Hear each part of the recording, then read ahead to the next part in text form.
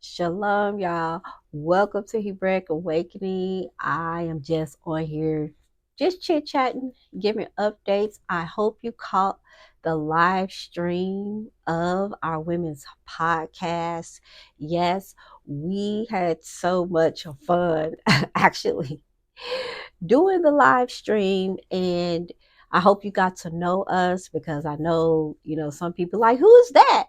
But these are trusted elders who I trust. And let me tell you something. I know we're going by our regular names, but Prophetess Mickens and Ravis Alvita, they have been walking in Torah for a really long time. Prophetess Mickens, her mother walked in Torah, and they are part of the historical Black Jews um, in New York. All right. So they've been walking in Torah. They have generations of walking in Torah.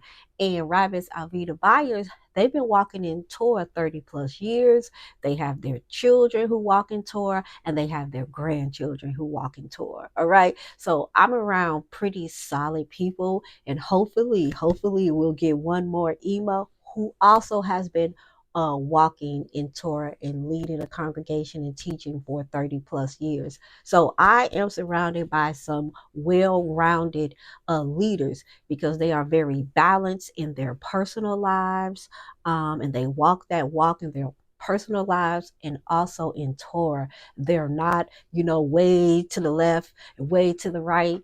They are balanced. And so I consider them, the elders that I look up to and the elders that can mentor me, and I go to them for advice, and so on. So I hope you all continue to watch us. We're going to try to go every Thursday. There are things that's going to come up, like we got the feast days coming, and sometimes we travel. But right now, we're going to hit it every Thursday, I believe at 6 p.m. Eastern Standard Time. And we are going to dive into topics that a lot of the Hebraic congregations don't want to dive into. And we're just going to bust up the quietness because for me, Midrash and Shabbat in our time with the Most High is to talk about issues because Torah is not, for me, I hate that word that we use, laws. It's not a set of laws. It is instructions for your life to live on earth. And I know some other Torah teachers that I am connected to. We all feel the same way. We all say it the same. This is instructions, how to live life. And I just got finished doing the soul tie video. And Messiah, he said, I come to give you life and life more abundantly on earth. Okay, y'all trying to get to the Shamayims and to the kingdom of heaven. Listen, I want you to, as the living Torah, the Torah is telling you that he wants you to live on earth and have life more abundantly. And so we have to talk about issues or topics that affect us as women. Now, I'm a woman, that's why I'm saying women. And the men can sit in because if you, okay, like a woman, like you should, and you want to be married to a woman, okay, and you don't want to be married to the man, you need to understand a woman. You need to understand what she goes through. You need to understand her mindset. And that's part of the problem in our faith communities, that we don't understand one another, and the rate of divorce is so high. So we want to bust up this quietness that's going on. Well, don't talk about that. This is not the place for. No, we got the age of technology where everybody just coming on, doing what they want to, saying what they want to, how they want to, and I'm like, okay, so the truth has to come out. We can't just be sitting hiding in the corner. No, we're going to talk about it all. We're going to talk about, adolescence with our young sisters, and we're going to go all the way up past menopause. We're going to talk about relationships. Okay, we're going to talk about marriage, divorce. We're going to talk about sexual abuse within the faith. Yes, we're going to take it there. We're going to take it there. Domestic abuse within the faith, all the quietness that's going on. How women, I love y'all. I'm a woman. I love you, but we perpetuate the abuse. We sit up there and condone it. Oh, and we're not going to hop on modesty and being submissive so much, because are you serious? Those words are words that people have messed up in the Hebraic faith, and they have taken those words way out of context, according to our culture and our language. And so, I'm tired of sitting in women's meetings and that's all they talking about is how to be, quiet. I'm like, y'all, don't get me started, because I'm a very feminine woman and I'm not loud and ghetto. Uh, like, some men think that women should be very quiet. That's not what being submissive and being modest is all about, right? These are lifestyles. And I told my husband this analogy. I said, until we can fix our issues and speak about topics that are affecting us and come up with solutions and not just running our mouth, a woman can easily submit. I said, if you are the leader and you're walking down the road and I am your wife and you are walking before me, I'm going to submit to your leadership, because first I got to follow you so I can get to where I'm going. But at the same time that I'm following you, I'm looking up in the mountains for enemies, right? I'm looking in the hills for enemies, and I'm going to tell you that there's an enemy on the hill. My job is not just to be submissive and quiet and he lead me, let me just follow him, don't say nothing. No, my job is to protect my husband, and not in a warrior mandingo way. Okay, my job is to protect my husband. Like, it's an enemy right there, it's an enemy right there. No, it's an enemy behind us. I know you're looking for, but there's something behind us. A strong woman is not anything to frown at. We are to be strong when it's time to be strong in different areas. And when it's time to pick up that heat, we gonna pick up that heat when it's time. I'm not gonna be coward in the house. If someone is breaking into our home and my husband is fighting and they getting the best of him, I'm gonna get that heat. Okay, you want to? Okay, y'all better rethink what you're saying. So I hope that you stick around, because we are going to talk about a lot of different topics. I'm so glad for the sisters that chimed in and gave us ideas and was chatting with us live. We really appreciate your feedback and your comments. Please email us. We have some professionals that will be joining us on the podcast. So it won't just be us running our mouth. We are here to give facts along with what the Bible has to say about some of these topics, but we want to give facts, science-based data along with biblical truths. All right, and so that's what I want to talk about. We also had our mental wellness group to meet and talk about finances. Baby, finances is a sore spot. It's just like that femininity. That femininity is a sore spot, and so is finances. So, we need to really think in the Black community about our financial future. I know, we probably hear this all the time, but I am buckling down studying money. I've been studying money and studying about emotions and behaviors toward money, studying how slavery has affected us, studying, what they did to us after slavery, right after slavery. We were not citizens, and how they had black codes, studying Jim Crow, studying us now. And we have trauma in our finances. And once we got to talking, it got really heavy, because we are very traumatized when it comes to our finances. And I love the conversation. I'm going to put that in the email for those of you who are part of the mental wellness group. I'm going to break it down in the email what we talked about. I did not record it because I wanted this to be an organic conversation. Like, if you really want to heal your finances, come on, let's talk about it. Let's hash it out, because we have savings going on. I personally I personally took DoorDash off my phone So I'm not door dashing, and I think I'm going to continue this all the way up to the women's retreat because we're saving to be able to go to the women's retreat. All right, so we want to have a good time and we want to plan. So in a couple of months, we want to get ready to get our rooms and stuff and plan accordingly, and not have to pay for everything all at once. So we are on a saving plan. But what does it mean to save? Budget.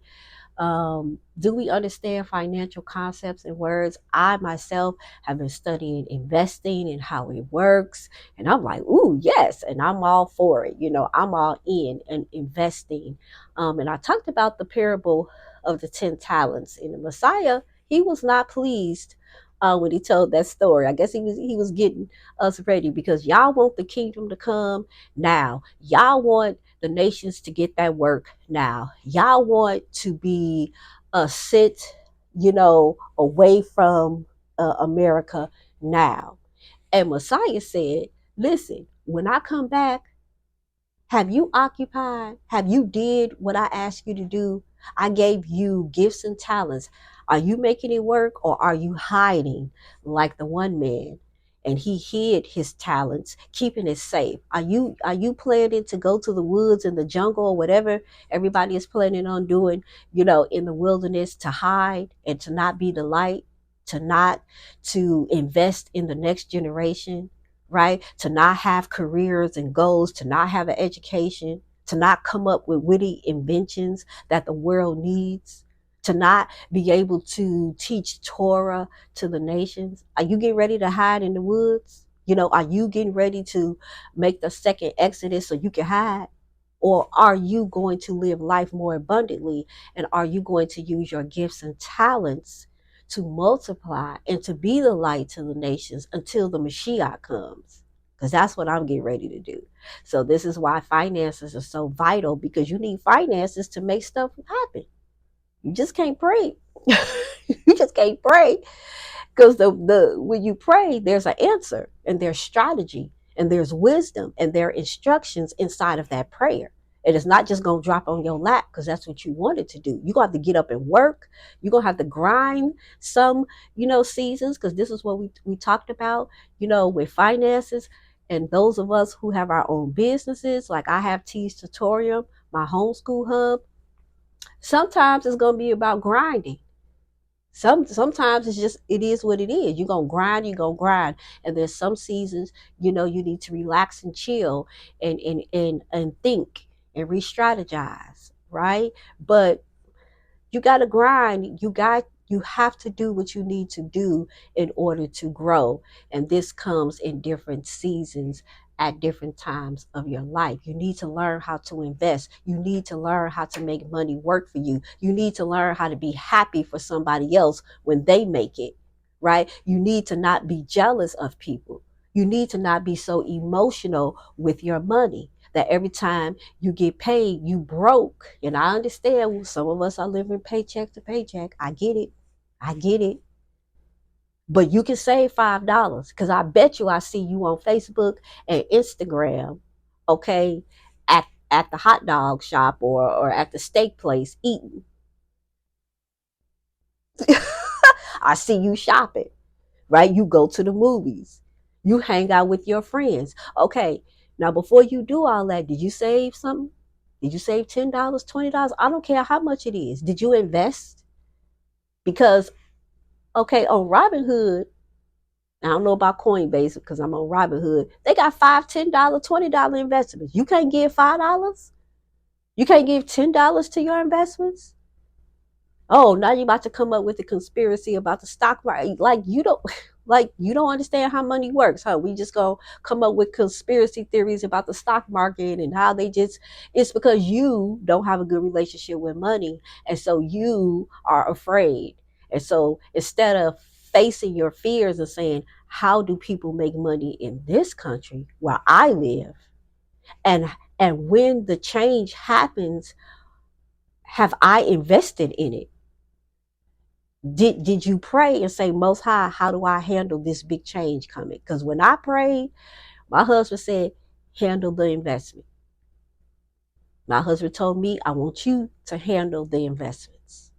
And that's what I did. I started studying and I was like, okay, we about to invest in this and this, and here's why, and giving him all of the information as to why we need to invest because of the change. I'm just saying, we're going to have to grow up and be mature. We got to invest in our children. Our children are our wealth. Are you investing in them? Are they taking extracurricular classes that's going to be an investment in their future? Or you just keeping them busy, right? Because there's a difference between investing in your children and letting them be, in extracurricular activities, and you just doing it just to get them out the house because you tired. Or are you strategically looking at each of your children's gifts and talents and skills and say, okay, I'm going to invest in this because they could have a career, in this? Or are you being salty, right? Because those of you who children can play sports, don't let these little Hebrews and Christians on these apps discourage you from letting your children get scholarships and things of that nature while they are in school. Even if they don't make it, it's good for them to get scholarships. Sports teaches discipline, and it's supposed to build character. I know back in the day, it did, but it helps them in other areas of their lives. And that scholarship, they can get to, go to a university or a college, and they can invest in their future even if they don't make it in the sports. That's a free ride through what? Their gifts and talents. I mean, it's a win-win. So don't let these little people on this internet, come on. We want to be wise and we want to be mature. Some of us been saved for 50 years, but I can't tell because our lives is raggedy. So if we are going to be the children of the light, if you claim to be an Israelite, whatever that mean to you, a Jew, a Hebrew, whatever title you give yourself, please let your life line up, right? And so that is my little TED talk today, because I really want the women and the men to join us every Thursday. We did create a YouTube, The Righteous View. That's the name of the podcast. I know I got to get used to saying that name. The Righteous View. Okay. That's the name of the podcast. And it's not really, we're not talking biblical all day. It's just when you understand the Hebrew, like Rabbis Alvita said, righteous means right. It's either right or it's wrong. We're not being super spiritual by calling ourselves the righteous view. It's either right or it's wrong. Okay. And as seasoned women, 50 and over, is either right or it's wrong. And we're going to get to those issues. So please join us on the Righteous View. We are on YouTube. You just type in the Righteous View, right? You should see me, my shorts. You should see Prophetess Mickens in that video. You should see Rabbits Alvita Byers. That's how you'll know you at the correct YouTube page. And I'll try to link it in this video. I keep forgetting, child. Just link it in the video.